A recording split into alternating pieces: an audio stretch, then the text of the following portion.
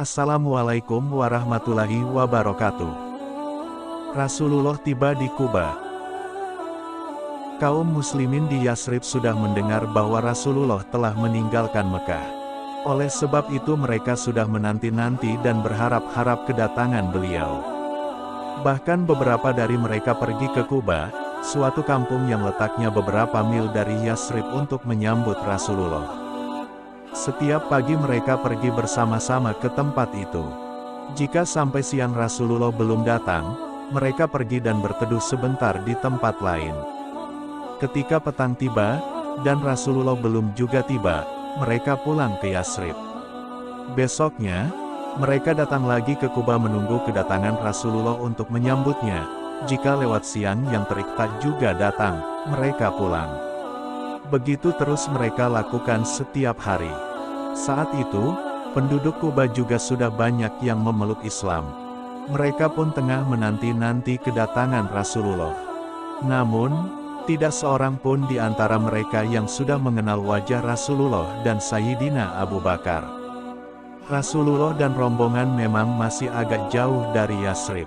Suatu hari ketika panas matahari siang tengah begitu terik, sementara kebanyakan mereka sudah masuk rumah masing-masing, Rasulullah tiba di Quba. Oleh sebab itu, ketika beliau dan Sayyidina Abu Bakar berteduh di bawah pohon kurma, tidak seorang pun yang datang menyambut. Sampai akhirnya, lewatlah seorang Yahudi yang mengetahui Rasulullah dan Sayyidina Abu Bakar yang tengah berteduh itu. Yahudi itu segera naik ke tempat yang tinggi dan berteriak sekeras-kerasnya. "Hai orang-orang Arab, itulah kakek kalian, orang yang kalian tunggu-tunggu kedatangannya. Ia telah datang." Seketika itu kaum muslimin menghampiri senjatanya. Terdengar hiruk-pikuk dan takbir di kalangan Bani Amr bin Auf. Kaum muslimin bertakbir karena gembira atas kedatangan beliau. Mereka keluar rumah untuk menyongsong dan menyambut dengan ucapan selamat atas nubuat beliau. Mereka berduyun-duyun datang lalu bergerombol di sekeliling Rasulullah. Beliau diam dengan tenang, karena sedang menerima wahyu. Maka sesungguhnya Allah adalah pelindungnya dan begitu pula Jibril dan orang-orang mukmin yang baik, dan selain itu malaikat-malaikat adalah penolongnya pula. Quran Surat At-Tahrim, ayat keempat. Lalu mereka menyongsong kedatangan Rasulullah. Beliau berjalan bersama mereka hingga berhenti di Bani Amr bin Auf. Sayyidina Abu Bakar berdiri, sementara beliau duduk sambil diam. Orang-orang Ansar yang belum pernah melihat Rasulullah, mengira bahwa beliau adalah Abu Bakar yang berdiri itu. Tatkala panas matahari mengenai beliau, maka Sayyidina Abu Bakar segera membuka mantelnya dan meneduhi Rasulullah. Melihat itu, barulah orang-orang Ansar sadar bahwa mereka telah salah menyalami orang. Semua kaum muslimin berkerumun untuk memberi sambutan. Ini adalah hari yang sangat meriah. Sepanjang sejarahnya, di Yasrib dan sekitarnya belum pernah mengalami kejadian seperti itu. Orang-orang meminta Rasulullah beristirahat selama beberapa hari di Quba. Rasulullah pun mengabulkan permintaan itu. Beliau tinggal di rumah seorang sahabat Ansar bernama Kulsum bin Hidam. Kerinduan pada Rasulullah. Banyak penduduk muslim Yasrib yang belum melihat Nabi Muhammad. Kerinduan akan sosok Rasulullah melambung saat menanti kedatangan beliau. Mereka ingin bertemu laki-laki yang telah menderita jiwa dan raga dalam berjuang, terusir dari kampung halaman, tetapi tetap bersemangat, percaya diri, kokoh, berhati tulus, dan terus berdakwah, tanpa pernah berhenti. Hijrah Sayyidina Ali bin Abu Thalib. Bagaimana dengan Sayyidina Ali bin Abu Thalib? Sesuai dengan pesan Rasulullah, setelah mengembalikan barang-barang titipan kepada pemiliknya, Sayyidina Ali bin Abu Thalib berangkat hijrah. Sayyidina Ali pergi mengawal keluarga Rasulullah dan keluarga Sayyidina Abu Bakar. Mereka adalah Sayyidina Fatimah, Sayyidina Ummu Kulsum, Sayyidina Saudah, Sayyidina Ummu Aiman dan anaknya, Sayyidina Usamah.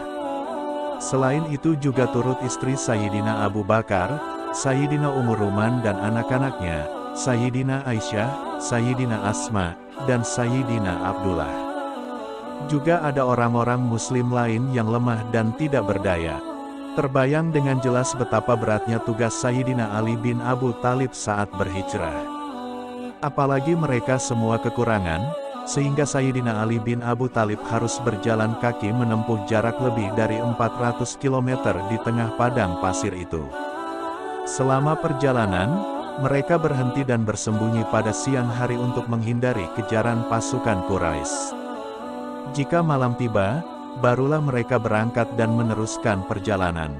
Akhirnya, tibalah rombongan hijrah Sayyidina Ali bin Abu Thalib di Kuba. Di sana, mereka berjumpa dengan Rasulullah yang masih berada di tempat itu. Begitu jauh dan beratnya perjalanan, hingga kaki Sayyidina Ali bin Abu Thalib membengkak dan dipenuhi luka di sana-sini. Rasulullah merasa sangat iba kepada sepupunya ini. Beliau berdoa kepada Allah, memohon agar Allah berkenan menyembuhkan semua luka di kaki Sayyidina Ali dan memulihkan kekuatannya seperti sedia kala. Dengan kedua tangan beliau yang mulia itu, Rasulullah mengusap kaki Sayyidina Ali bin Abu Thalib. Alhamdulillah, segera pulihlah semua luka, kempislah bengkak, dan lenyaplah semua rasa sakit dari kaki Sayyidina Ali bin Abu Thalib. Saat Sayyidina Ali bin Abu Thalib dan orang-orang yang dikawalnya tiba di Kuba, Rasulullah telah berhenti di sana selama lebih dari 10 hari. Dalam 10 hari itu, beliau dan para sahabat yang lain telah membangun sebuah masjid. Itulah masjid pertama dalam sejarah Islam. Di dalam Al-Quran, Allah menyebut masjid itu dengan nama Masjid Taqwa. Sampai kini, masjid itu dikenal sebagai Masjid Kuba. Masjid Kuba, Rasulullah adalah orang pertama yang meletakkan batu untuk mendirikan Masjid Kuba. Setelah itu, beliau menyuruh Sayyidina Abu Bakar lalu Sayyidina Umar bin Khattab dan setelahnya Sayyidina Utsman bin Affan. Sayyidina Ammar bin Yasir adalah orang yang pertama kali membangun temboknya. Kemudian, para sahabat Muhajirin dan Ansar membangunnya bersama-sama. Begitu masjid selesai, kaum muslimin di Kuba menyangka Rasulullah akan tinggal di Kuba lebih lama lagi. Namun, Allah memerintahkan Rasulullah untuk berangkat ke Yasrib. Begitu mengetahui hal itu, dengan wajah sedih, kaum muslimin Kuba mendatangi Rasulullah dan bertanya pelan. "Wahai Rasulullah, apakah Tuhan memang menghendaki rumah yang lebih baik daripada rumah kami?" Rasulullah mengerti betapa besar rasa sayang kaum muslimin Kuba terhadap dirinya. Beliau pun menjawab dengan kata-kata yang sangat halus. "Oh, tidaklah begitu, tetapi karena Allah memerintahkan saya berangkat ke Yasrib. Karenanya, hendaklah kalian membiarkan unta saya terus melanjutkan perjalanan." Sebelum berangkat, Rasulullah berdiri di Masjid Kuba. Para sahabat berkumpul di hadapan beliau. Rasulullah bertanya kepada mereka, "Apakah kalian semua orang-orang yang beriman?" Hening, semuanya terdiam, tidak seorang pun yang berani menjawab. Kemudian, Rasulullah bertanya lagi, "Apakah kalian semua orang-orang yang beriman?" Kembali semua orang terdiam kecuali Umar bin Khattab. Saat itu Sayyidina Umar menjawab, "Ya Rasulullah, sesungguhnya mereka semua orang-orang beriman dan saya termasuk salah seorang dari mereka." Rasulullah bertanya lagi, "Apakah kalian semua percaya pada keputusan Allah?" Kali ini, semuanya menjawab serentak dan tegas, "Ya." "Apakah kalian semua bersabar terhadap malapetaka yang menimpa?" "Ya, kami bersabar ya Rasulullah." Jawab mereka serentak. "Dan apakah Anda sekalian bersyukur saat mendapat kebahagiaan?" "Ya, kami bersyukur ya Rasulullah." "Demi Allah, kalau begitu kalian semua adalah orang-orang yang beriman. Mengapa masjid dibangun lebih dulu? Masyarakat Islam tidak akan tegak jika tidak ada masjid.